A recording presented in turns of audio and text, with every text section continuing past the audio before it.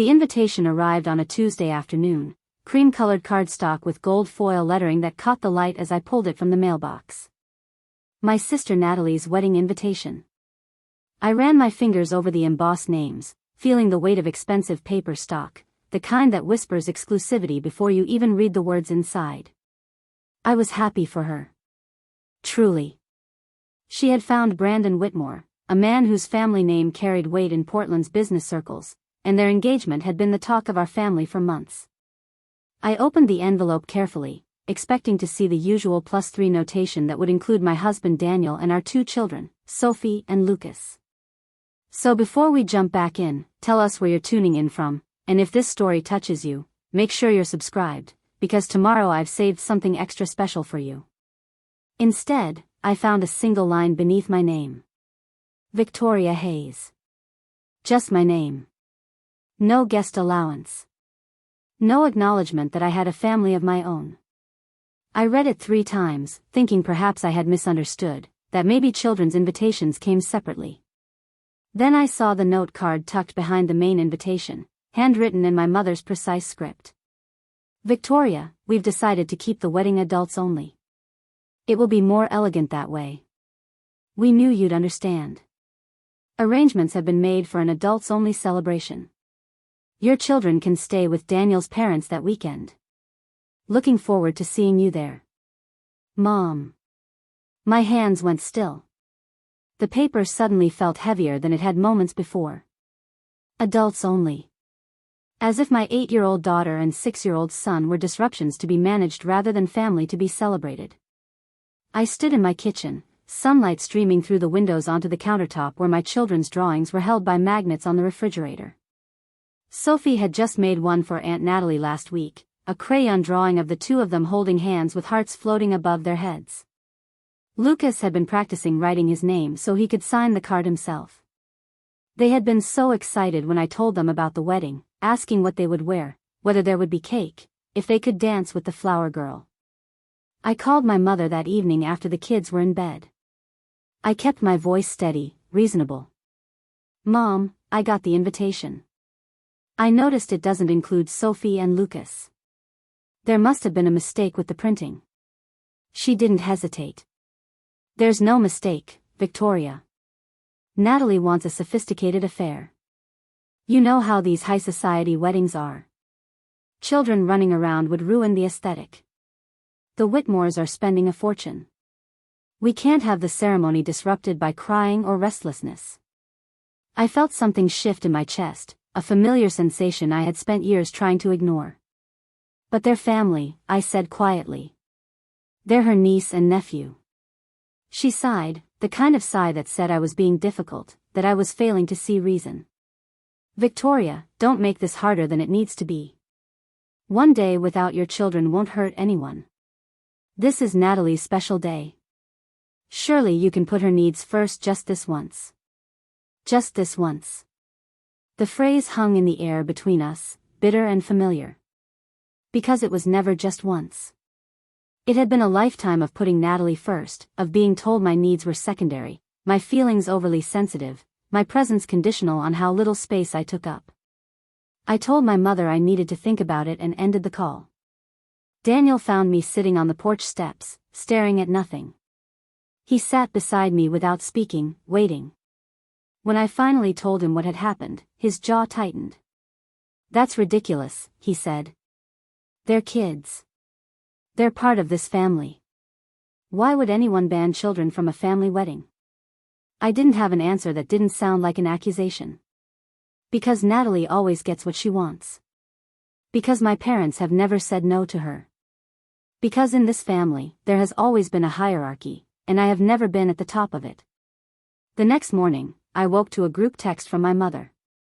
It had been sent to the family thread, the one that included my parents, Natalie, my Aunt Linda, my Uncle Thomas, and my cousin Michelle. The message read, just a reminder that Natalie's wedding will be an adult event. We appreciate everyone's understanding and cooperation in keeping the day elegant and uninterrupted. There were immediate responses. Aunt Linda sent a thumbs-up emoji. Uncle Thomas replied, sounds perfect. Cousin Michelle wrote, can't wait. So classy. No one questioned it. No one asked why. No one seemed to think it was strange that two children who had been part of every family gathering, every holiday, every celebration, were suddenly deemed unworthy of attendance. I stared at my phone, reading the thread over and over, waiting for someone to speak up. Waiting for someone to say this didn't feel right. The silence was deafening. I didn't respond to the text. Instead, I got Sophie and Lucas ready for school, packed their lunches, walked them to the bus stop, and went about my day as if the ground hadn't just shifted beneath me. But inside, something had changed. A door I had kept closed for years, a door I had convinced myself didn't need to be opened, had just been kicked wide open. That evening, Natalie called. I could hear the brightness in her voice, the kind of bright that comes from someone who has never had to fight for a seat at the table. "Hey Vic," she said, using the nickname only she was allowed to use. "I just wanted to make sure you got the invitation. Isn't it gorgeous? Brandon's mom helped design them. They cost a fortune, but they're perfect." I held the phone away from my ear for a moment, steadying myself. "I got it," I said. "I noticed Sophie and Lucas aren't invited." There was a pause, just a fraction of a second, before she responded. "Oh, that. Yeah, we decided to keep it child-free. It's going to be such a formal event, you know. The venue is all white and glass. We just can't risk anything getting damaged or disrupted. You understand, right?" I closed my eyes. "Do I have a choice?" I asked. She laughed, light and carefree. "Oh, Vic, don't be dramatic. It's one day. You'll have a great time without worrying about the kids. You can actually enjoy yourself for once." The words landed with precision. For once. As if my life with my children was a burden I needed relief from. As if their existence was something to be managed and minimized. I told her I had to go and hung up before she could say anything else. That night, I sat at my laptop, the house quiet around me. Daniel had taken the kids to his parents' house for the evening, giving me space I didn't ask for but desperately needed. I opened a folder on my desktop, one I hadn't looked at in months. Inside were documents, spreadsheets, contracts, and emails spanning the last 8 years. Evidence of a life my family knew nothing about. You see, while my parents had been pouring their attention and resources into Natalie's dreams, her business ventures, her social climbing, I had been building something entirely different. Something quiet. Something mine. I had learned a long time ago that visibility in this family came with conditions. So I had stopped seeking it. Instead, I became invisible. And in that invisibility, I became powerful. But before I tell you how I dismantled everything they thought they had built, before I show you what happens when you exclude the wrong person's children, I need you to understand how we got here. Because this story doesn't start with a wedding invitation. It starts decades earlier, in a house where one daughter was gilded and the other was tolerated. It starts with a pattern so deeply ingrained that no one even noticed it anymore. It starts with me learning that love in my family was a competition I was never meant to win. Growing up, I learned early that attention was currency in our household, and Natalie was born rich. She arrived 3 years before me, and by the time I came along, her position as the golden child had already been established. My earliest memories are of standing on the periphery of rooms where Natalie held court. She had a way of commanding space without effort, her laughter loud and infectious, her demands delivered with a smile that made them seem like invitations rather than expectations. My parents orbited around her like she was the sun, and I was expected to do the same. When Natalie wanted to take ballet, my parents enrolled her in the most prestigious dance academy in Portland, driving her across town 3 times a week, sitting through recitals, buying costumes that cost more than our monthly grocery bill. When I asked if I could take ballet too, my mother said we couldn't afford 2 sets of lessons. When I suggested maybe we could alternate years, she looked at me with something close to pity and said, "Sweetheart, Natalie has real talent. We need to nurture that." I was 7 years old when I stopped asking for things. Not because I didn't want them, but because I learned that wanting was something I was supposed to do quietly, privately, without expectation of fulfillment. Natalie's wants were reasonable, justified, worthy of sacrifice. Mine were burdensome. When I brought home straight A's from elementary school, my mother glanced at my report card and said, "That's nice, honey," before turning back to help Natalie with her C- math homework. When I won the regional spelling bee in 5th grade, my parents couldn't attend because it conflicted with Natalie's dance recital. My teacher drove me to the competition, sat in the audience, and cheered when I won. My parents asked how it went when I got home, already distracted by Natalie's tearful recount of a misstep in her routine that no one but her had noticed. I learned that my victories were expected, unremarkable, while Natalie's struggles were tragedies that required the full family's attention and intervention. In high school, the pattern deepened. Natalie dated the captain of the football team, went to homecoming and prom, had her photos plastered across my mother's social media with captions about her beautiful daughter and the magical moments of youth. I spent those same years in the library, building a GPA that would earn me a full academic scholarship to Portland State University. Preparing and narrating this story took us a lot of time, so if you are enjoying it, subscribe to our channel, it means a lot to us. Now back to the story. When my acceptance letter arrived with the scholarship notification, my mother hugged me briefly and said, "I'm so glad you won't be a financial burden." When Natalie decided she wanted to attend the University of Oregon, a school she barely qualified for and that came with a tuition bill that made my father's jaw tighten, they took out loans. Because Natalie deserved the college experience. Because Natalie needed the opportunities. Because Natalie's dreams mattered in a way mine apparently didn't. I worked 3 part-time jobs through college. I graduated summa cum laude with a degree in business administration and a minor in finance. I paid for every textbook, every meal plan, every bus pass. My parents came to my graduation, sat through the ceremony, took one photo, and left immediately after because Natalie had a dinner party they had promised to attend. I stood in my cap and gown, diploma in hand, watching them drive away, and I realized something that would shape the next decade of my life. I would never be enough for them.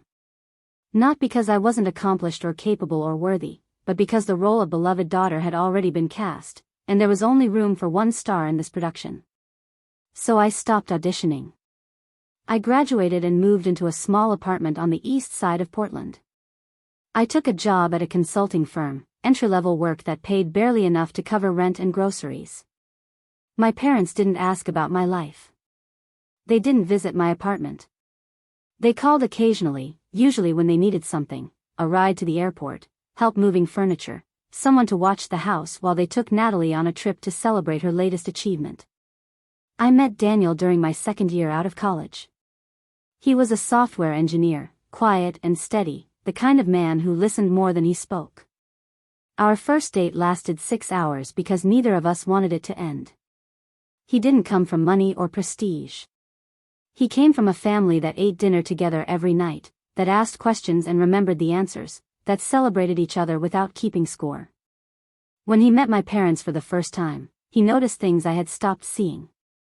After dinner, as we drove home, he said, "They didn't ask you a single question about yourself." The entire meal was about Natalie's new job, Natalie's new apartment, Natalie's new boyfriend. "They don't even know what you do for work, do they?" I had shrugged, uncomfortable with his noticing. "That's just how they are." He had looked at me with something I wasn't used to, concern that wasn't conditional. "That's not normal, Victoria. You know that, right?" I married Daniel in a small ceremony at a botanical garden. 30 people attended, mostly his family and our friends. My parents came but left early. Natalie was my maid of honor, a role she accepted with the kind of gracious condescension that suggested she was doing me a favor. She spent the reception talking about her own future wedding, the one she would have someday when she found someone worthy of her.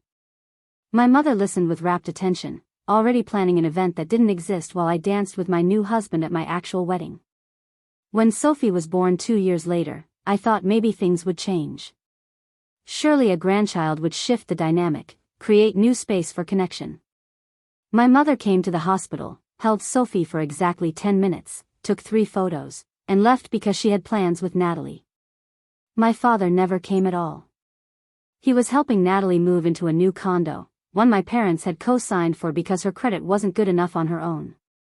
When Lucas was born 18 months after Sophie, my parents didn't come to the hospital.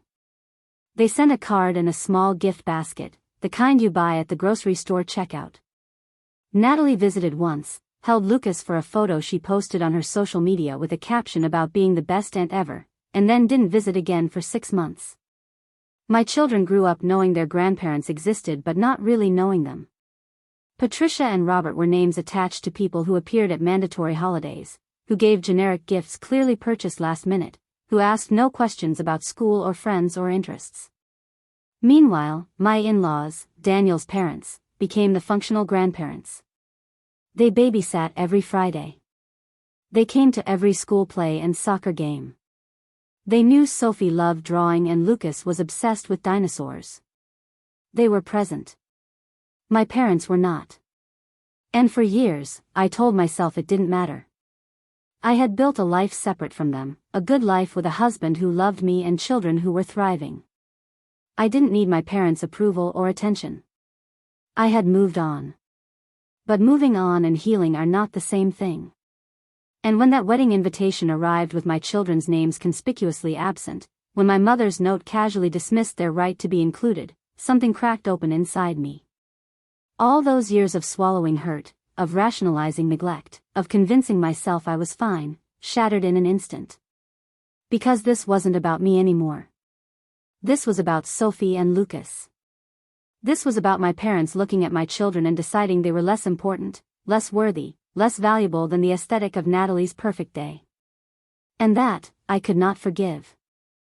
I sat at my computer that night, staring at those files, those documents that represented years of work my family knew nothing about, and I made a decision.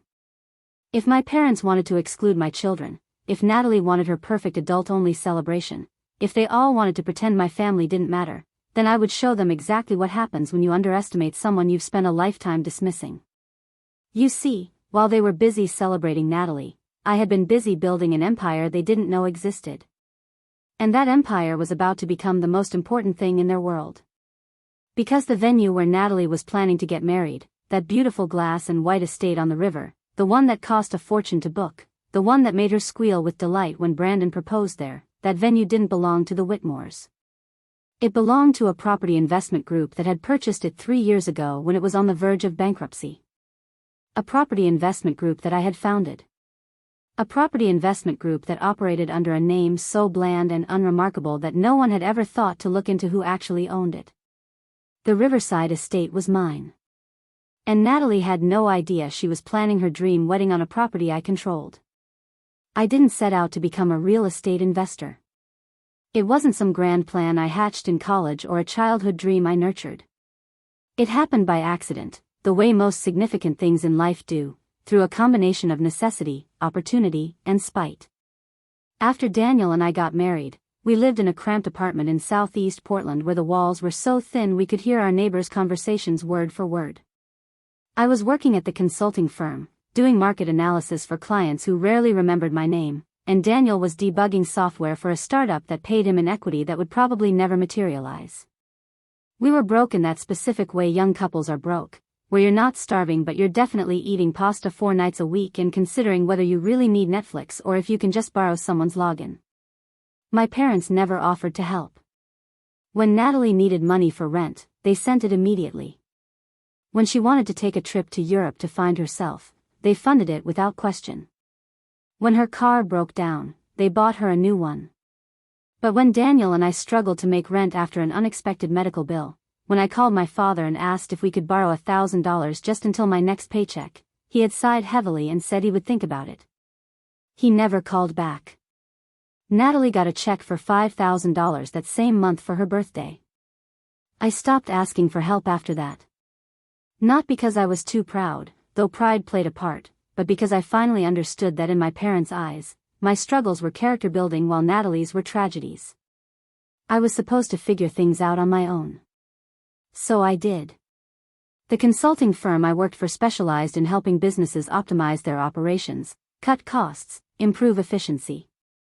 I was good at it. Really good. I could look at a company's financials and see patterns others missed, identify waste, spot opportunities for growth. My analyses saved clients hundreds of thousands of dollars. My boss loved me because I made him look brilliant. He would take my reports into client meetings, present my findings as his own insights, and collect bonuses while I got a standard annual raise that barely kept pace with inflation. It was my parents' dynamic recreated in professional form. I was the engine, someone else was the face, and I was expected to be grateful for the opportunity to contribute. But I started keeping copies of everything I did. Every analysis, every recommendation, every strategy one developed. I built a portfolio of my own work, documented with timestamps and email trails that proved my authorship. And I started taking clients on the side. Small businesses that couldn't afford the consulting firm's rates but desperately needed help. A coffee shop owner who was 3 months from closing. A family-run bookstore being crushed by online retailers. A small property management company that was hemorrhaging money through inefficient systems. I met with them after hours and on weekends, charged rates I could afford to charge because I wasn't supporting a downtown office and a staff of 20, and I fixed their problems. The coffee shop owner restructured her supplier contracts based on my recommendations and was profitable within 6 months. The bookstore pivoted to hosting events and creating a community space, becoming a neighborhood anchor instead of just a retail location. The property management company, that one was interesting. His name was Gerald, and he was 72 years old, tired, and ready to retire. He owned 4 small apartment buildings in North Portland, decent properties in neighborhoods that were just starting to show signs of gentrification. He was losing money because he was too trusting, too kind, too willing to let things slide. Tenants paid late, repairs went unaddressed, and his bookkeeping was a disaster. I spent 3 months helping him organize his operations, implement systems, train a part-time manager. By the end of it, his properties were running smoothly and turning a profit. He was so grateful he offered me a deal. He wanted to sell and retire to Arizona where his daughter lived. But he didn't want to sell to a big developer who would get the buildings and triple the rents. He wanted someone who would take care of his tenants, people who had lived there for years and deserved stability. He offered to sell me the buildings at below market value if I promised to keep them affordable and maintain them properly. I had no money. Daniel and I had maybe $8,000 in savings. The buildings were worth over $1 million even at Gerald's discounted price. It was impossible. Except I couldn't stop thinking about it. I spent a week running numbers, modeling scenarios, researching financing options. I called every bank, every credit union, every alternative lender I could find. Most laughed at me. A 26-year-old woman with no real estate experience and no money wanted to buy 4 apartment buildings. It was absurd. But I kept trying because something in me refused to accept that opportunity was only for people who already had resources. I finally found a small community bank willing to take a chance. The loan officer was a woman named Carla who had spent her career fighting to get loans approved for people the big banks ignored. She looked at my business plan, the one I had stayed up for 3 nights straight creating, and she saw what I saw. Not risk, but potential. She approved the loan with conditions. I needed to put down 10%, which meant I needed $100,000 I didn't have. I needed co-signers. I needed proof of income. I needed a miracle. I called my parents one more time. I explained the opportunity, the numbers, the potential. I asked if they would co-sign, told them they wouldn't have to put up any money, just their signatures and their credit. My father had listened in silence and then said no. He said real estate was too risky. He said I was being impulsive. He said I should focus on my job and let professionals handle investments. Then he had asked if I had talked to Natalie lately because she was going through a hard time after a breakup and could use her big sister's support. I hung up and cried for an hour. Then I called Daniel's parents. Martin and Joyce had been public school teachers their entire careers. They lived in a modest house in Gresham, drove cars they had owned for over a decade, and took one vacation a year to visit family in Montana. They didn't have money to spare. But when I explained the situation, when I showed them my business plan and my projections, when I told them about Gerald and his tenants and the opportunity to do something good while building something sustainable, they didn't hesitate. They refinanced their house. They took out a home equity line of credit. They gave me the $100,000 I needed, not as a loan but as an investment. They became my first partners. We formed an LLC, Harris Properties, named after Daniel's grandmother. I signed the papers to buy Gerald's buildings on a Friday afternoon in March. I was terrified and exhilarated and more certain than I had ever been that I was doing exactly what I was meant to do. The first year was brutal. I managed the properties myself while still working full-time at the consulting firm. I learned how to fix leaky faucets and unclog drains. I negotiated with contractors and chased down unpaid rent. I showed up at 2 in the morning when a pipe burst and at 6 in the morning when a tenant locked themselves out. Daniel helped when he could, but he was working long hours trying to get his startup off the ground. My in-laws helped too, Martin handling lawn care and Joyce organizing a tenant appreciation day that built goodwill and community. My own parents never asked how it was going. They didn't know I had bought the buildings. I never told them. What was the point? They had made it clear that my ambitions were not worth their support. But the properties stabilized. Tenants stayed because I treated them with respect, kept my promises, and maintained the buildings properly. Word spread in the neighborhood that I was a good landlord, a rarity in a city where rent was skyrocketing and displaced families were common. I started getting calls from other small property owners, people like Gerald who wanted to sell to someone who wouldn't destroy what they had built. Within 3 years, I owned 12 buildings. Within 5 years, I had 20. I quit the consulting firm when my real estate income surpassed my salary. My boss was shocked. He offered me a raise, a promotion, a corner office. I declined all of it and walked out with my portfolio of work and a list of contacts who would become my private consulting clients. Sophie was a toddler by then, and I was pregnant with Lucas. I worked from home, managing properties through a combination of good systems and a small staff of people I trusted. I hired a property manager named Helen who had been struggling to find work after leaving an abusive relationship. I hired a maintenance supervisor named Marcus who had aged out of foster care and was trying to build a life with no family support. I hired people who needed chances, who understood what it meant to be overlooked, and I paid them well and treated them with dignity. They were loyal in ways that went beyond employment. They believed in what we were building because they were part of building it. My parents still knew nothing. They never asked about my work, never inquired about how we afforded our house or how we paid our bills. They assumed Daniel's tech job covered everything, or they simply didn't care enough to wonder. Natalie certainly never asked. She was too busy with her own life, bouncing between jobs she quit when they became boring, dating men who funded her lifestyle, cultivating an image of effortless glamour on social media while my parents subsidized the reality behind the filters. And I let them remain ignorant because their ignorance gave me freedom. They couldn't criticize what they didn't know about. They couldn't minimize achievements they didn't know existed.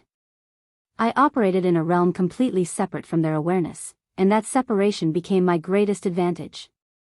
Then the Riverside Estate opportunity appeared. It was 8 years after I bought my first buildings. By then, my portfolio included residential properties, a few small commercial spaces, and a partnership in a development project that was turning an abandoned warehouse into live-work lofts for artists. I had learned to spot potential where others saw only problems. The Riverside Estate was definitely a problem. It had been built 15 years earlier by a wealthy couple who envisioned it as Portland's premier wedding and event venue. The location was stunning, right on the Willamette River with views of the water and the city skyline. The architecture was modern and elegant, all glass walls and clean lines, with gardens that cascaded down to a private dock. It should have been successful. Instead, it was a money pit. The owners had no business sense. They booked events at rates that didn't cover their costs. They failed to maintain the property, and deferred maintenance turned into expensive emergency repairs. They hired unreliable staff and developed a reputation for events that looked beautiful in photos but were disasters in execution. Brides complained about missing deliveries, broken promises, and vendors who showed up late or not at all. The reviews were scathing. Within 5 years, bookings dropped to almost nothing. The owners took out loans to keep operating, then took out more loans to pay the first loans. By year 10, they were drowning. By year 12, the bank foreclosed. The property sat empty for 2 years. The bank tried to sell it but couldn't find a buyer willing to take on the amount of work it needed. The price dropped and dropped again. I watched it happen from a distance, tracking the listings, studying the financials that were public record due to the foreclosure. I saw what everyone else saw, a disaster. But I also saw something else. Potential. Because the problems were all operational, not structural. The bones of the venue were excellent. The location was irreplaceable. What it needed was someone who understood systems, who knew how to build reliable operations, who had connections to good contractors and vendors. Someone like me. I put together an investment group. Helen, my property manager, had been saving aggressively and wanted to invest in something bigger than residential rentals. Marcus had family money he had never touched, an inheritance from a grandmother who believed in him when no one else did. Priya, a tech entrepreneur I had met through consulting work, was looking to diversify her portfolio. Julian, who ran the most successful event planning company in Portland, wanted a venue he could control and elevate. We pooled resources and made an offer so low it was almost insulting. The bank, desperate to get the property off their books, accepted. We spent 6 months renovating. Not a gut renovation, we didn't have that kind of capital, but a smart one. We fixed everything that was broken, updated everything that was dated, and created systems that would prevent the chaos that had plagued the previous owners. Julian brought in his team to manage bookings and coordinate events. Helen handled the operational logistics. Marcus supervised maintenance and facilities. Priya built a technology infrastructure that streamlined everything from scheduling to payments. I oversaw the finances and the overall strategy. We reopened the Riverside estate 18 months after purchasing it, with a marketing campaign that emphasized reliability, beauty, and flawless execution. We were booked solid within 3 months. That was 3 years ago. Since then, the Riverside estate had become one of the most sought-after venues in Portland. We hosted weddings every weekend from April through October, corporate events during the week, and private parties that ranged from intimate gatherings to galas for 300 people. We were profitable, respected, and entirely under the radar of my family's awareness. They had no idea I was part owner of anything, let alone one of Portland's premier event venues. Why would they? They never asked what I did. They never expressed interest in my life beyond the superficial pleasantries required at holiday gatherings.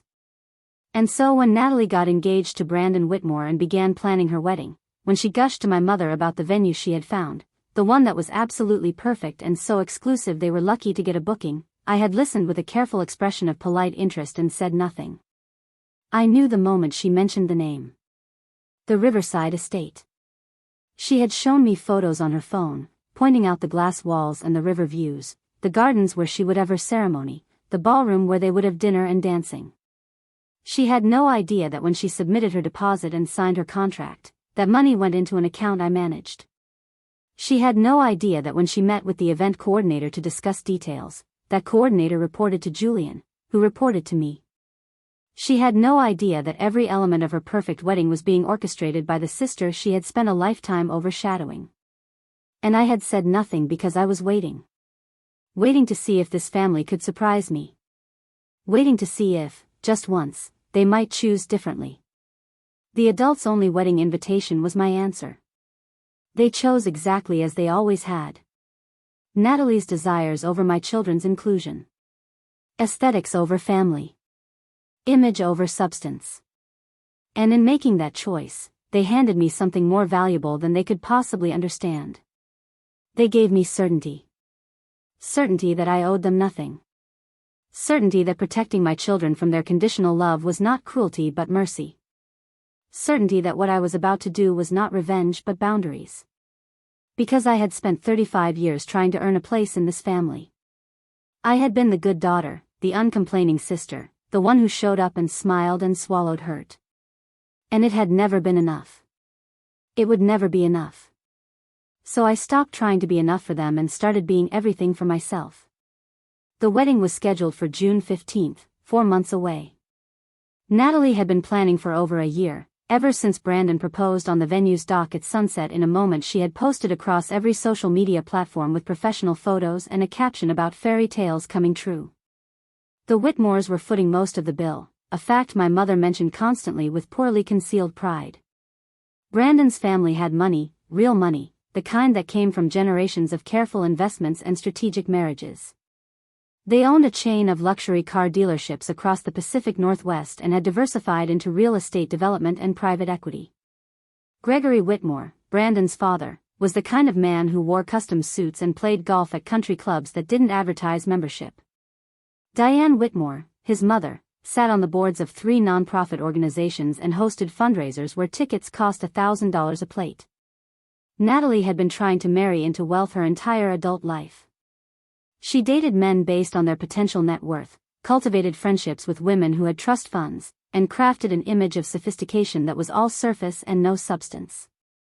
Brandon was her crowning achievement, proof that she belonged in circles most people only read about. And my parents were thrilled. They talked about the Whitmores constantly, dropping their name into conversations like it elevated our family by association. My mother had already bought 3 new outfits for various wedding-related events. My father had gotten a new suit tailored. They were preparing to bask in reflected glory, to be the parents of the bride who married well, who secured her future, who did everything right. I let them plan. I let Natalie send her updates in the family group chat, photos of dress fittings and flower arrangements and cake tastings. I let my mother coordinate shower invitations and rehearsal dinner details. I watched it all unfold with the detachment of someone observing a play they had already read. Because I knew something they didn't. I knew that the venue contract Natalie had signed included a standard cancellation clause. Any cancellation made less than 90 days before the event date resulted in forfeiture of the entire deposit and liability for 50% of the remaining balance. Natalie's deposit had been $15,000. The total cost of her wedding package was $80,000. If her wedding was cancelled with less than 90 days' notice, she would lose $15,000 and owe $40,000 more. $55,000. Gone. And the contract also included a clause that gave the venue the right to cancel for any reason with 60 days' notice, with a full refund of deposits but no liability for additional costs or damages. It was a protection clause, standard in the industry, designed to give venues an out if a client became abusive to staff, if they violated terms of service, if circumstances made the event untenable. I had written that clause myself when we drafted our contracts. I had never imagined I would use it. Until now. The weeks following the invitation felt surreal, like watching a storm build on the horizon while everyone around me commented on how beautiful the clouds looked. Natalie sent daily updates to the family group chat. She had found the perfect photographer, one who had shot weddings for minor celebrities and charged accordingly. She had chosen a florist who specialized in installations that looked like they belonged in museum galleries. She had hired a string quartet that performed at the symphony. Every detail was curated for maximum impact, every choice designed to communicate wealth and taste and belonging. My mother responded to each update with enthusiastic emojis and exclamation points. My father chimed in occasionally with brief affirmations. Aunt Linda asked questions about color palettes and guest counts. Uncle Thomas made jokes about open bars and dance floor disasters. Cousin Michelle volunteered to help with decorations and setup. The thread hummed with collective excitement, a family united in celebration of Natalie's achievement. I watched in silence, my name appearing in the recipient list but my voice conspicuously absent. No one noticed. Or if they did, they didn't care enough to ask why. Daniel noticed. He would glance at my phone when notifications lit up the screen, see me read the messages and set the phone down without responding. One evening, about 3 weeks after the invitation arrived, he found me sitting on the back porch with a glass of wine, staring at nothing. He sat beside me and waited, a skill he had perfected over the years of marriage. He knew I would talk when I was ready, that pushing only made me retreat further. After several minutes of silence broken only by the sound of wind through the trees and distant traffic, I finally spoke. "I need to tell you something," I said. "And I need you to hear all of it before you respond." Over the next hour, I told him everything. Not just about the wedding invitation and the exclusion of our children, he already knew that part, but about the business side of things. About Harris Properties and the investment group and the Riverside estate. He knew I owned rental properties, but he didn't know the full scope of what I had built. I had kept it compartmentalized, not out of secrecy exactly, but out of a desire to have something that was entirely mine, something I didn't have to explain or justify or defend. As I talked, walking him through the timeline of acquisitions and partnerships and growth, his expression shifted from surprise to something approaching awe. When I finished by explaining that Natalie's dream venue was actually my venue, that her perfect wedding was being planned on property I owned, he sat back and let out a long breath. "How did I not know about this?" he asked, not accusatory but genuinely curious. "You know about Harris Properties," I said. "You've met Helen and Marcus. You've seen the financial statements when we file taxes." He shook his head. "I knew you owned rental properties. I didn't know you owned 20 buildings. I didn't know you owned the Riverside estate. I didn't know you were," he paused, searching for words, "I didn't know you were running an empire." I smiled, a small tight smile that didn't reach my eyes. "It's not an empire," I said. "It's just good decisions compounded over time." He reached for my hand. "Victoria, this is extraordinary. Why didn't you tell me the full extent of it?" I had thought about that question myself many times. The answer was complicated, layered with old wounds and learned behaviors. Because if I told people, if I made it visible, it became something they could comment on, criticize, minimize. My parents had taught me that my achievements were either expected or insignificant. Natalie had taught me that my successes made her uncomfortable, threatened her position as the special one. I had learned to keep my wins quiet, to celebrate privately, to build in shadows. It had become habit. But Daniel wasn't my parents. He wasn't Natalie. He was the person who saw me, really saw me, and loved what he found. So I told him the truth. Because I wanted something that was just mine, I said quietly. Something they couldn't touch or taint or take credit for. Something that existed outside their narrative. He squeezed my hand. "I understand that," he said. "But I'm your husband. I'm on your team. You don't have to hide from me." I felt tears prick my eyes, unexpected and unwelcome. "You're right," I said. "I'm sorry. I should have shared more." He shook his head. "Don't apologize. I get why you did it. I just want to make sure you know that whatever you're planning, because I know you're planning something, I'm with you." I blinked back the tears and looked at him. "What makes you think I'm planning something?" He laughed, the sound warm and knowing. "Because I've been married to you for 9 years. I know that look. I know what it means when you go quiet and watchful. You're not sad about the wedding invitation. You're calculating." "So what are you calculating?" I told him. I explained the cancellation clause, the timeline, the financial implications. I walked him through what would happen if the venue exercised its right to cancel. He listened without interrupting, his expression growing more serious as the reality of what I was considering settled in. When I finished, he was quiet for a long moment. Then he asked the question I had been asking myself. "Do you really want to do this?" "It's not about wanting," I said. "It's about what's right." They excluded our children from a family wedding. They made a choice that says Sophie and Lucas are less important than aesthetics. That's not something I can overlook or forgive. "But this won't just hurt Natalie," he said gently. "It will hurt your parents too. It will probably end your relationship with them." I had thought about that extensively. The truth was, I wasn't sure we had a relationship to end. We had proximity. We had obligation. We had the performance of family. But relationship implied reciprocity, mutual care, genuine connection. I couldn't remember the last time my parents had asked about my life with real interest. I couldn't remember the last time they had shown up for me without being asked. I couldn't remember the last time they had chosen me over Natalie. Maybe there had been moments when I was very young, before Natalie's personality had fully emerged, before the roles had been assigned.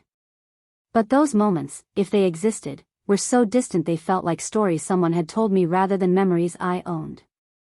I looked at Daniel, this man who had given me more love and support in 9 years than my parents had given me in 35. My relationship with them ended a long time ago, I said. I've just been pretending it didn't because pretending was easier than grieving. But I can't pretend anymore. Not when it affects our children. He nodded slowly. Then I support you, he said. Whatever you decide to do, I'm with you. Just promise me you're doing this for the right reasons.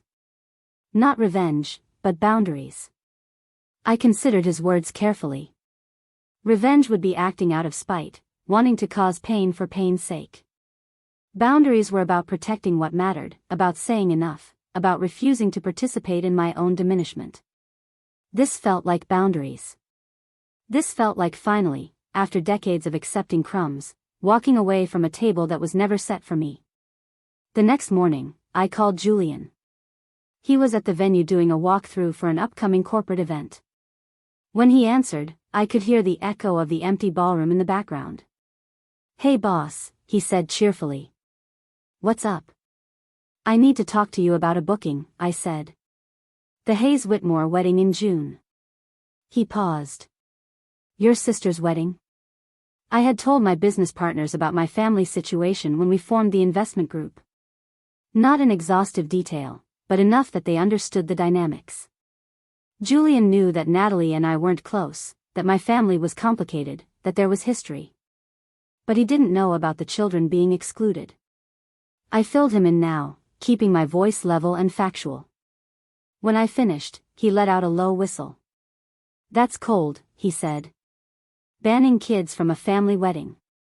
His own niece and nephew. Yeah, I said. So I'm considering exercising the venue's cancellation clause. There was a long silence. Victoria, he said carefully, I understand why you're upset. I would be too. But canceling her wedding, that's nuclear. Are you sure? I'm sure that I don't want to facilitate an event that celebrates a family that doesn't value my children, I said. I'm sure that I don't want to profit from my sister's wedding when she doesn't think my kids are worthy of attending. I'm sure that I'm done being invisible and accommodating. He sighed. Okay, he said. I hear you. But we need to think about the business implications. The Whitmores have money and connections. If we cancel, they could make trouble for us. Bad reviews, legal threats, pressure on other clients. We've worked hard to build the reputation we have. I don't want to risk that. He was right to be concerned. I had thought about the potential fallout. The Whitmores were exactly the kind of people who could cause problems if they felt wronged. Gregory Whitmore sat on boards and knew lawyers and had friends in city government. Diane Whitmore was connected to every wealthy family in Portland's social scene. They could absolutely make life difficult for the Riverside estate if they chose to. But I had also thought about leverage. And I had plenty. Have you seen the guest list for the wedding? I asked Julian. He confirmed he had. The client had submitted it weeks ago as part of the planning process. Look at names 15 through 35, I said. Tell me what you notice. I heard him pull up the file, the sound of papers rustling or a screen being tapped. After a moment, he made a small sound of realization. These are all people we've worked with, he said. Board members from nonprofits we've hosted fundraisers for. Executives from companies we've done corporate events with. That gallery owner who books us for exhibition openings. Exactly, I said. This wedding isn't just a family event. It's a networking opportunity for the Whitmores. Half the guest list consists of people who have existing relationships with our venue. If we cancel, yes, the Whitmores will be angry. But they'll also have to explain to 40 of their closest connections why the premier venue in Portland decided they didn't want their business. And those connections might wonder what the Whitmores did to burn that bridge. Julian was quiet, processing. You've thought this through, he said. I have, I confirmed. This isn't impulsive. This is strategic. I'm not trying to destroy them. I'm trying to set a boundary that protects my family. And I'm willing to accept the professional consequences if they come. But I don't think they will.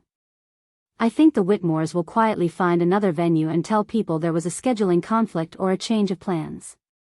Because making a big deal about it would require explaining the details, and the details don't make them look good. He considered for another long moment. What does Helen think? He asked. And Marcus and Priya? I haven't talked to them yet, I admitted. I wanted to check with you first since you handle all the event coordination. But I will discuss it with everyone before making a final decision.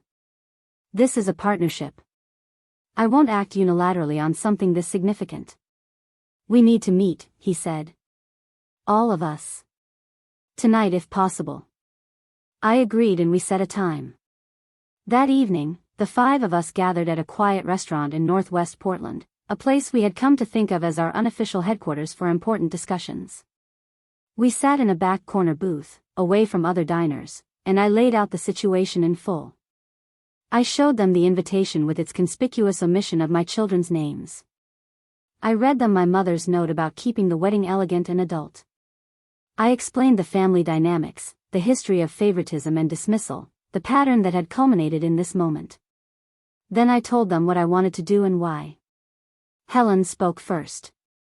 She had known me the longest of anyone at the table aside from Daniel's family.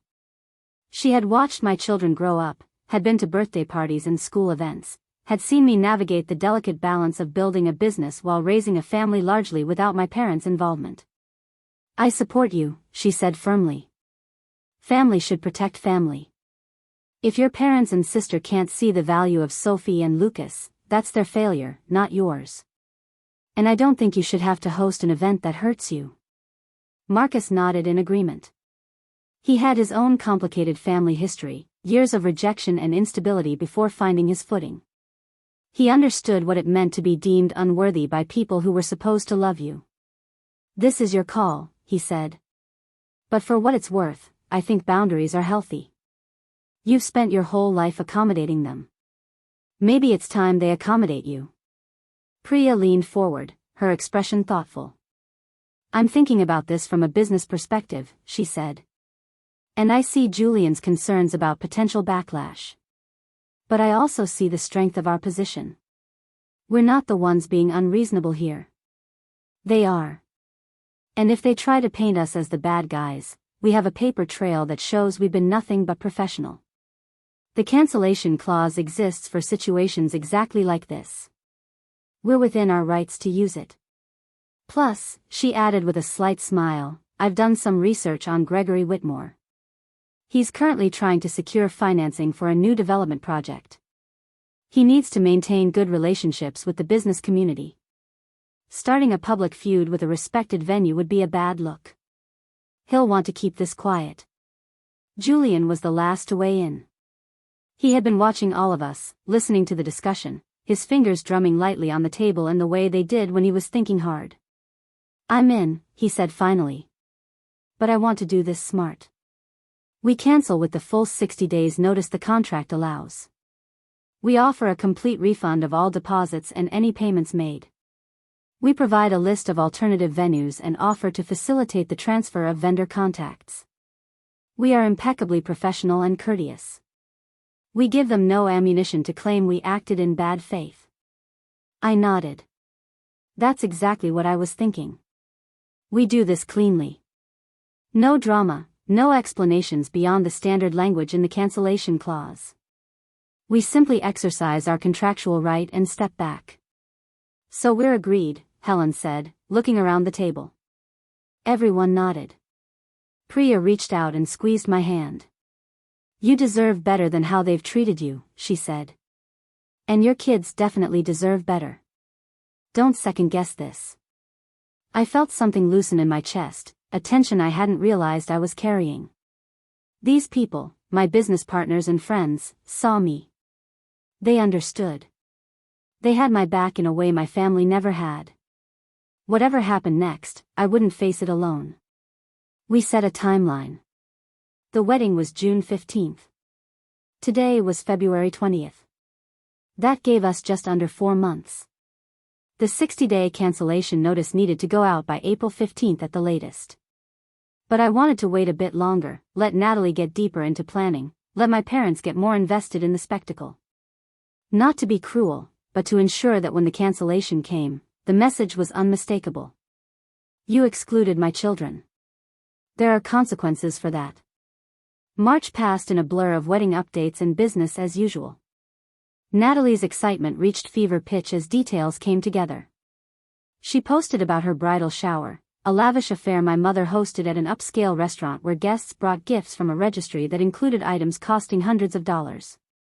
She posted about her bachelorette party, a weekend trip to wine country funded by her bridesmaids and my parents. She posted about final dress fittings and honeymoon planning and the custom cocktail menu she had designed for the reception. Each post was a carefully curated image of perfection, filtered and angled and captioned to communicate joy and sophistication and a life well lived. I liked none of them. I commented on none of them. I maintained my silence and my distance. Natalie didn't seem to notice or care. She was too wrapped up in her own narrative to register my absence from the cheering section. My mother called once during this time, asking if I had ordered my dress for the wedding yet. She reminded me that the color scheme was blush and gold, that guests were expected to dress formally, that this was an important event and I should make an effort to look appropriate. I told her I hadn't ordered anything yet. She had sighed with exasperation and said I really needed to prioritize this, that it would reflect poorly on the family if I showed up looking dowdy. I had promised to handle it and ended the call. The irony of being told to prioritize a wedding my children were banned from attending was not lost on me. Sophie asked about the wedding a few times. She had seen Natalie's social media posts on my phone, pictures of flowers and dresses and cake designs. When is Aunt Natalie's wedding? She asked one Saturday morning over pancakes. Soon, I said carefully. Are we going to go? It's going to be a grown-up party, I said, keeping my voice light. Just for adults. Her face fell. Why can't kids come? Sometimes weddings are just for grown-ups, I explained, hating every word. But we'll do something special that same weekend. Maybe we can have our own party. Lucas, who had been more interested in his dinosaur toys than the conversation, looked up. Can we have a dinosaur party? Absolutely, Daniel said, jumping in to redirect. We can have the biggest dinosaur party ever. Cake shaped like a T-Rex and everything. Sophie wasn't fully convinced but she let it drop.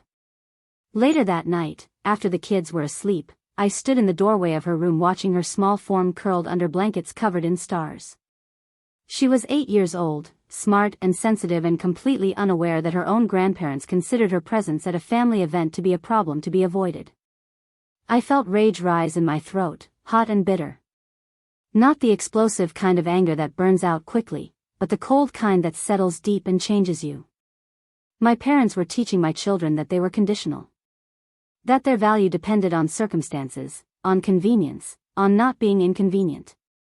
I would not let that lesson take root. I would protect them from it even if that protection looked like absence, like distance, like burning bridges. April arrived with spring rain and cherry blossoms and the deadline I had set for myself. On April 10th, exactly 66 days before the wedding, I drafted the cancellation notice. Julian had helped me with the wording, making sure it was legally sound and professionally neutral. It referenced the standard cancellation clause, stated that the venue was exercising its right to cancel the Hayes-Whitmore wedding scheduled for June 15th, and offered a full refund of all deposits and payments made to date. It provided contact information for 3 comparable venues and offered to transfer vendor contacts at no charge. It was courteous, brief, and utterly devastating. I read it over a dozen times, looking for any hint of emotion or pettiness. There was none. It was a business communication, clean and professional. I sent it to my partners for final review. Each of them approved. Then I took a deep breath and hit send. The email went out at 10 in the morning on a Thursday. I knew Natalie checked her email obsessively. I knew she would see it within minutes. I set my phone to silent and went about my day, managing property issues and reviewing financial reports, keeping my hands busy and my mind focused. I didn't have to wait long for the reaction. My phone started vibrating at 11:30. I glanced at the screen and saw Natalie's name flashing. I let it go to voicemail. She called again immediately. Voicemail. A third time. Voicemail. Then text messages started flooding in, each one more frantic than the last. Victoria, call me right now. This is an emergency. Why is the venue canceling our wedding? What is happening? Call me. I set the phone face down on my desk and continued working. 20 minutes later, my mother called. I answered on the third ring, keeping my voice neutral and professional. Hello, Mom. Victoria, what is going on? She said without preamble, her voice pitched high with stress. Natalie just called me hysterical. She says the Riverside estate canceled her wedding. Do you know anything about this? Why would I know anything about it? I asked calmly. I don't work for the venue.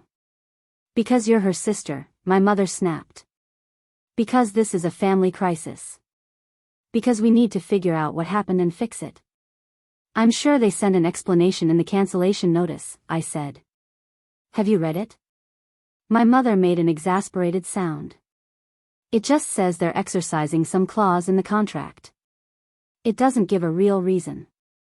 There has to be a mistake. Venues don't just cancel weddings 2 months out for no reason. Maybe you should call them and ask for clarification, I suggested. I'm sure they'll explain their decision. I can't believe you're being so calm about this, my mother said, her voice rising. Your sister is devastated. This is her wedding. Can you at least pretend to care? I do care, I said quietly. I care that my sister planned a wedding she didn't think my children were worthy of attending. I care that you supported that decision. I care that this entire family has made it clear where Sophie and Lucas rank in your priorities. There was a sharp intake of breath on the other end of the line. What does that have to do with the venue canceling? My mother demanded. Everything, I said. It has everything to do with it. There was a pause, heavy with confusion and dawning suspicion. Victoria, my mother said slowly, her voice dropping to something dangerous. What did you do? I didn't do anything wrong, I said. I simply decided I'm no longer interested in facilitating events that exclude my children. Another pause, longer this time. The venue, she said. You're involved with the venue. I'm one of the owners, I confirmed. Have been for 3 years. The Riverside estate is part of my property investment portfolio. The one you've never asked about because you've never been interested in my life. I heard her breath catch, the sound of information rearranging itself into a picture she didn't want to see. You did this, she said, her voice shaking now with rage rather than confusion. You canceled your sister's wedding out of spite because you're bitter about some childish grudge. It's not spite, I corrected. It's boundaries. You chose to exclude my children from a family wedding. I chose not to host that wedding at my venue. Those are both choices, and both have consequences. You can't do this, my mother said, her voice taking on the commanding tone she used when she expected immediate compliance. You need to undo this right now. Call them back. Tell them it was a mistake. I can't undo it, I said. The cancellation notice has been sent. The contract allows for 60 days notice, which we've provided. All deposits will be refunded in full. I've even provided referrals to other venues. This is being handled professionally and fairly. Fairly, my mother repeated, her voice breaking. You think it's fair to destroy your sister's wedding because you're jealous that she didn't want children running around ruining her special day? I'm not jealous, I said, surprised by how calm my voice remained. I'm tired. I'm tired of being the daughter whose needs don't matter. I'm tired of watching you pour love and money and attention into Natalie while treating me like an afterthought. I'm tired of my children being treated like they're less important than the aesthetic of a party. So I'm done. I'm done participating in the family dynamic that hurts me and hurts them. You're being selfish, my mother spat. You're punishing everyone because you didn't get your way. This is exactly why Natalie didn't want children at the wedding. They turn everything into a drama. Apparently adults do that too, I said. I have to go, Mom. I have work to do. Don't call me again to discuss this. My decision is final. I hung up before she could respond. My hands were shaking now, adrenaline finally breaking through the calm facade I had maintained. I set the phone down and closed my eyes, breathing slowly until the shaking stopped. I had done it. I had drawn the line. There was no going back now. The rest of the day was chaos I observed from a distance. Natalie called 6 more times. My father called twice. Aunt Linda called. Uncle Thomas called. Cousin Michelle sent a long text message about family loyalty and forgiveness and how I was making a terrible mistake. I responded to none of them. Daniel came home early from work, having sensed something significant was happening. He found me in the backyard, sitting on the porch swing we had installed last summer. He sat beside me and took my hand. You sent it, he said. It wasn't a question. I sent it, I confirmed. And they're losing their minds. He nodded. How do you feel? I thought about that. How did I feel? Scared, certainly. I had just detonated a bomb in the center of my family and the fallout would be extensive and lasting. Sad, because even though I knew this was necessary, it still hurt to sever connections that had once meant something, even if that something was mostly obligation and hope. But underneath the fear and sadness was something else. Relief. A sense of lightness I hadn't expected. For 35 years I had carried the weight of trying to be enough, trying to earn love that should have been given freely, trying to fit into a space that had never been designed to hold me. I had just set that weight down. I had just stopped trying. And the freedom of that, even in the midst of crisis, was extraordinary. I feel like I can breathe, I told Daniel. For the first time in my life, I feel like I can actually breathe. He pulled me close, wrapping his arm around my shoulders. I'm proud of you, he said quietly. I know this wasn't easy. Thank you for believing in me, I said. Thank you for being the family I needed when mine couldn't be. We sat together as the sun set, watching the sky turn pink and orange and purple, and I let myself feel everything. The grief and the relief and the certainty that I had done the right thing. The next morning brought a new wave of attacks. My phone was full of voicemails I didn't listen to and text messages I skimmed but didn't read in detail. The family group chat had exploded overnight, messages flying back and forth about the situation. I had been removed from the chat at some point, excommunicated digitally, but Daniel's mother Joyce had been included in some of the correspondence and she forwarded me screenshots. The messages were what I expected. Natalie was painted as the victim, devastated and betrayed. I was painted as vindictive and cruel, letting a small slight turn into nuclear retaliation. My mother had sent a long message about how disappointed she was in me, how I was throwing away family over nothing, how I would regret this for the rest of my life.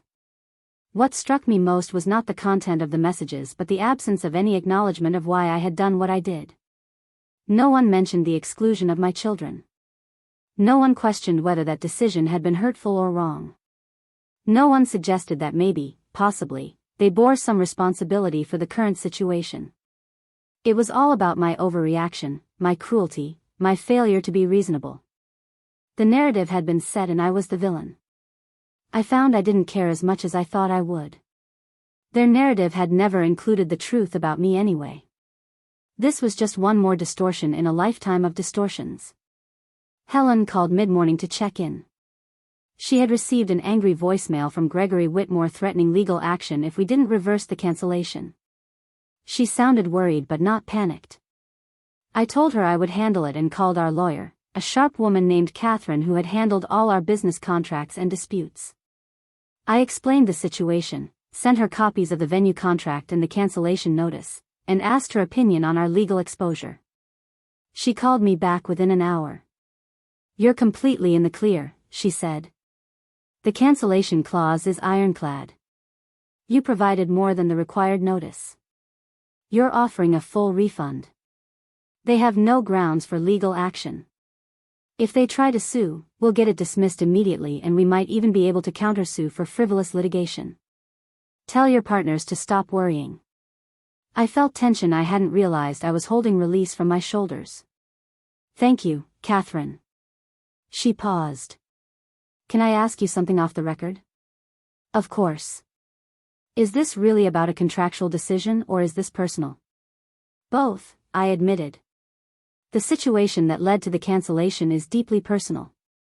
But the decision to cancel was a business decision made by all the partners. We don't want to host events that conflict with our values. And one of our values is protecting family, especially children. She was quiet for a moment. Then she said, "Good for you. I've seen your family dynamic at a few events over the years. I've always thought you deserved better." I appreciate that, I said. It means more than you know. By afternoon, the second wave hit. Brandon, Natalie's fiancé, called me directly. I almost didn't answer, but curiosity got the better of me. I wanted to hear what he had to say, whether he would be reasonable or if he would follow the script my family was already performing. I answered with a neutral greeting. "Victoria," he said, his voice tight with controlled anger. "We need to talk about this situation." "I'm listening," I said. "This cancellation is unacceptable," he continued. "My family has invested significant resources into planning this wedding. We've made commitments to vendors, sent invitations to important people, arranged travel for family coming from out of state. Your personal issues with your sister cannot be allowed to disrupt all of that." "My personal issues," I repeated. "Is that what you think this is about?" "What else would it be about?" he shot back. "Natalie told me you're upset that children weren't invited. That's not a legitimate reason to cancel a wedding venue. It's petty and vindictive." "Did she tell you the children in question are my son and daughter?" I asked. "Her niece and nephew. Your future niece and nephew." "Did she mention that part?" He hesitated. "She said it was a family issue." "It is a family issue," I agreed. "The issue is that your fiancé and my parents decided my children aren't important enough to be included in a family celebration. That's the issue. Not my reaction to it, but the decision that prompted it." "Look," he said, his tone shifting slightly towards something that might have been meant to sound conciliatory but landed as condescending. "I understand you're hurt. But weddings are stressful and expensive. Decisions have to be made. It wasn't personal." "Not personal," I said. "Banning specific children from a family wedding isn't personal." "I see. What would you call it then?" "Practical," he said. "The venue has white carpets and glass walls. The whole aesthetic would be ruined by sticky fingers and spills. It was about preserving the elegance of the event." "The venue you're talking about is my venue," I said. "I own it. I built it. Those white carpets and glass walls are mine. And I've hosted hundreds of events there, including many with children in attendance. The aesthetic has never been ruined because we know how to plan appropriately. This wasn't about practicality. This was about your fiancé not wanting to share attention with anyone who might detract from her being the center of focus. And my parents enabled that selfishness because they always have." Brandon was silent for several beats. Then he said, his voice harder now, "My father is a very influential man in this city. If you insist on maintaining this cancellation, there will be consequences for your business." "Is that a threat?" I asked, keeping my voice level. "It's a reality," he said. "My family has connections throughout Portland's business community. We can make things very difficult for the Riverside estate if we choose to." "I'm sure you can try," I said. "But I suggest you think carefully before you do. Half your wedding guest list consists of people who have existing relationships with my venue. If you start a public conflict, you'll have to explain why we chose to cancel. And that explanation includes the detail about excluding young children from a family wedding. I'm not sure that's a story that makes your family look good to the nonprofit board members and business executives you're trying to impress." He sputtered, clearly not expecting me to push back. "You're making a huge mistake," he finally managed. The only mistake I made was waiting this long to set boundaries, I replied. The cancellation stands. All deposits will be refunded within 10 business days. I've provided referrals to 3 other venues that have similar availability. I suggest you start making calls. I hung up before he could respond. My heart was pounding, but I felt oddly exhilarated. I had just stood up to a man who expected his family's money and connections to intimidate me into compliance. I had just refused to back down. It felt powerful in a way I hadn't anticipated. That evening, my father showed up at my house. Daniel answered the door and I heard their voices in the entryway, my father's gruff tone and Daniel's careful responses. I walked out to find them standing in an awkward standoff, my father looking older than I remembered, his face drawn and tired. Victoria, he said when he saw me. We need to talk. We can talk out here, I said, not inviting him further inside. I didn't want him in my home, in the space I had built that was separate from their toxicity. Daniel gave my hand a quick squeeze and retreated, giving us privacy but staying close enough to intervene if needed. My father looked at me for a long moment. I don't understand why you're doing this, he said finally. She's your sister. She's also someone who thinks my children are less important than her color scheme, I replied. Do you not see how that's a problem? He sighed, running a hand through his gray hair. Kids can be disruptive at weddings. It's not uncommon to have adult-only events. You're taking this too personally. I'm taking it exactly as personally as it is, I said. This is my family. These are my children. When you exclude them, you're excluding me. You're telling me that my family doesn't matter to this family. He shook his head. That's not what anyone is saying. We want you there. That's why you were invited. Just me, I pointed out. Not my husband who has been part of this family for 9 years. Not my children who are your grandchildren. Just me, alone, expected to smile and celebrate while being reminded that the people I love most in this world aren't welcome. And you don't see anything wrong with that? Your mother and I have tried to be good parents to both of you, he said, his voice taking on a defensive edge. We've supported you. We've been there for you. Have you? I asked quietly. Have you really? Because I remember a lot of times when I needed support and you weren't there. I remember saving for college on my own while you paid for Natalie's education. I remember building a business without any help from you while you co-signed loans for her condos. I remember every birthday party and school event you missed because Natalie had something more important happening. I remember being invisible in this family for as long as I can remember. His face flushed. We did the best we could. Natalie needed more help. She's always been more, he paused, searching for words, more delicate. You were always so capable. You didn't need us the same way. That's what you tell yourself, I said. That I didn't need you. But the truth is you didn't want to see that I did need you. It was easier to focus on Natalie because she demanded attention and I didn't. But not demanding attention doesn't mean I didn't deserve it. It just means I learned early on that asking would only lead to disappointment. So I stopped asking. And you never noticed. He looked away, uncomfortable with the truth hanging between us. What do you want from me? He asked. An apology? Fine. I'm sorry you felt neglected. Now will you reconsider the venue cancellation? No, I said. Because this isn't about apologies. This is about actions and choices and patterns that have played out for 35 years. This is about my children learning that they have value regardless of what their grandparents think. This is about me finally choosing myself and my family over the family that never chose me. You're being stubborn, he said, anger creeping into his voice now. You're blowing up your sister's wedding over hurt feelings. Over some perceived slight that happened years ago. It's not one slight, I said, my voice rising despite my efforts to stay calm. It's a lifetime of slights. It's every time you chose her over me. Every time you dismissed my achievements. Every time you treated my needs as optional while treating hers as urgent. It's every missed event and every forgotten birthday and every time you made me feel like I was a burden instead of a daughter.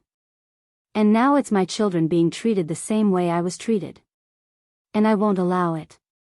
He stared at me, and for just a moment I thought I saw something like recognition in his eyes, a flicker of understanding. But then it was gone, replaced by frustration and anger. "You're going to regret this," he said. "You're destroying this family over nothing." "I'm not destroying anything," I replied. "I'm just refusing to keep building bridges to people who keep burning them. There's a difference." He turned and walked back to his car without another word. I stood on the porch and watched him drive away, my body shaking with the aftermath of confrontation. Daniel appeared beside me, wrapping me in his arms. "You did good," he murmured into my hair. "That was hard and you did it anyway. I'm proud of you." I leaned into him, letting his warmth and steadiness anchor me. "Is it always going to feel this bad?" I asked. "Doing the right thing but knowing it's causing pain?" He considered. "Maybe for a while," he said. "But eventually the pain of holding boundaries will hurt less than the pain of not having them. You're protecting our kids. You're protecting yourself. That's never the wrong choice even when it's the hard one." The following weeks unfolded with a strange mixture of chaos and clarity. Natalie found another venue, a country club with less prestige but adequate space. The wedding was rescheduled for 3 weeks later than originally planned, pushing it into early July. My mother sent one final text informing me that I was no longer welcome at the wedding or any family gatherings going forward. I didn't respond. The silence from my end seemed to infuriate them more than any argument would have. My business partners rallied around me. Helen brought coffee and sat with me on particularly difficult days. Marcus handled property issues that would normally require my attention, giving me space to process. Priya sent articles about family estrangement and healing, resources I appreciated even if I wasn't ready to read them yet. Julian reported that the Whitmores had made some half-hearted attempts to badmouth the venue to mutual contacts, but the efforts had backfired. People asked questions, and the answers revealed more about the Whitmores than about us. Sophie and Lucas remained blissfully unaware of most of the drama. We told them that Aunt Natalie's wedding had changed and we wouldn't be going anymore, but we were still having our dinosaur party. Lucas was thrilled. Sophie asked once if Aunt Natalie was mad at us. I told her the truth in language she could understand. "Sometimes grown-ups disagree about important things," I said. "And sometimes that means we don't spend as much time together. But that's okay. We have lots of people who love us." She had accepted that and moved on, her resilience a reminder of why I had done what I did. June 15th arrived, the day that would have been the wedding at my venue. Instead, I spent it at the coast with Daniel and the kids. We built sandcastles and flew kites and ate ice cream that dripped down our chins in the summer heat. That evening, as the sun set over the Pacific, I received a text from an unknown number. It was a photo of Natalie and Brandon at their rescheduled wedding, surrounded by guests in formal attire. The caption read, "She got her perfect day anyway. You accomplished nothing." I looked at the photo for a long moment, studying my sister's smile, the elegant decorations, the crowd of well-dressed people. Then I looked at my own children, sandy and sunburned and laughing as they chased waves. I deleted the message without responding. 3 months later, I received an unexpected email. It was from Aunt Linda, the first communication I had received from any family member since the cancellation. She wrote that she had been thinking about everything that happened, that she had started to see patterns she hadn't noticed before. She wrote that she was sorry for not speaking up when my children were excluded, that she should have questioned the decision instead of going along with it. She wrote that she would like to have coffee sometime, if I was open to it. No pressure, no expectations, just an offer. I met her at Copper Moon Cafe on a rainy Saturday morning in October. She looked nervous, clutching her coffee cup with both hands. We talked for 2 hours. She asked about my business, really asked, wanting to understand what I had built. She asked about Sophie and Lucas, their interests and personalities. She apologized, not with excuses but with genuine remorse for the ways she had participated in family dynamics that hurt me. She didn't ask me to reconcile with my parents or Natalie. She just said she wanted to do better, to be present in my life if I would allow it. I told her I would think about it. Over the following months, she proved consistent. She showed up at Sophie's school play. She sent Lucas a book about dinosaurs for his birthday. She called to check in, not to gossip about family drama but to actually connect. Slowly, carefully, I allowed her back into my life. Not all the way, not yet, but enough to see if something real could be built. My parents never reached out. Natalie never apologized. The family fractured along predictable lines, with most people siding with the narrative that I had overreacted. I grieved that loss, the final death of hope that they might someday see me clearly. But I also found unexpected freedom in it. I stopped performing for an audience that would never applaud. I stopped seeking approval from people who had never learned how to give it. The Riverside estate continued to thrive. We booked weddings and galas and celebrations for families who valued connection over aesthetics. My property portfolio grew. My children grew, surrounded by people who showed up for them consistently and unconditionally. Daniel and I grew stronger, our partnership deepened by weathering the storm together. I built a life that was mine, not in reaction to what my family had denied me, but in response to what I discovered I could create. On a cold evening in December, I stood in my office overlooking the city, watching lights twinkle against the dark sky. My phone buzzed with a message from Helen about a new property opportunity. Behind me, framed photos lined the walls. My children at various ages, Daniel and me on our wedding day, my business partners at our 5-year anniversary celebration. My in-laws at a family barbecue. People who had chosen me, and whom I had chosen in return. I thought about that wedding invitation that had arrived 18 months earlier, the one that had cracked something open inside me. I thought about the girl I had been, always trying to earn love that should have been freely given. I thought about the woman I had become, someone who finally understood that belonging doesn't require permission from people who refuse to see your worth. I had walked away from a table where I was never truly welcome. And in doing so, I had found my way to a feast I had built myself, surrounded by people who celebrated my presence rather than tolerated it. That was the victory. Not in the cancellation or the confrontation, but in the choice to finally, completely, choose myself. Up next, you've got 2 more standout stories right on your screen. If this one hit the mark, you won't want to pass these up. Just click and check them out.